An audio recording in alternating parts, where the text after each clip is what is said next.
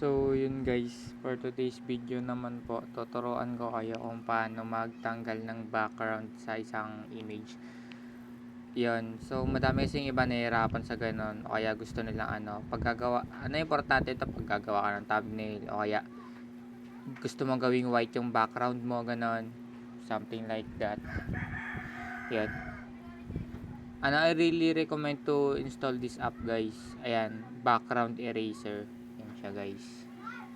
Yan, makikita mo siya sa Play Store. Search mo na lang background. Ito lang, di pala on. Ayan, background eraser. Ayan siya guys. Napakadali lang yan guys. Wala pang 1 minute, tatanggal mo na agad siya.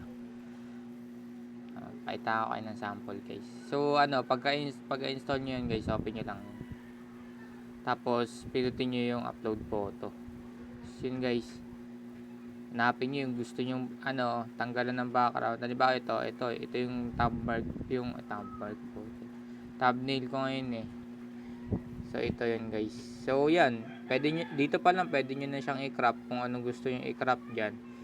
Pero kung gusto nyo, yan, tatanggalin ko yan. Ayan.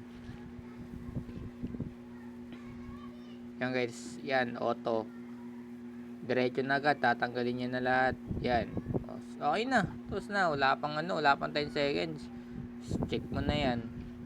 Tapos para mas smooth, yan, lagyan mo ng number kung gaano ka smooth yung gusto mo. Yan, mas malinis, mas malaki yung number. Yan. So guys, tapos i-save nyo lang. So na, okay na. Pwede na guys. Pwede nyo na siyang ilagay dikit sa white background, ganun. Install na lang kayo. Ganun.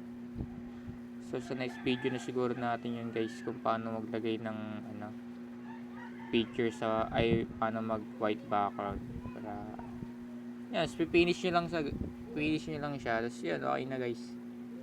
Yan, ads, Mobile Legend. Yan, okay na yun guys. Kaya ganun. I-open natin. So na yun. Yan, yun siya guys.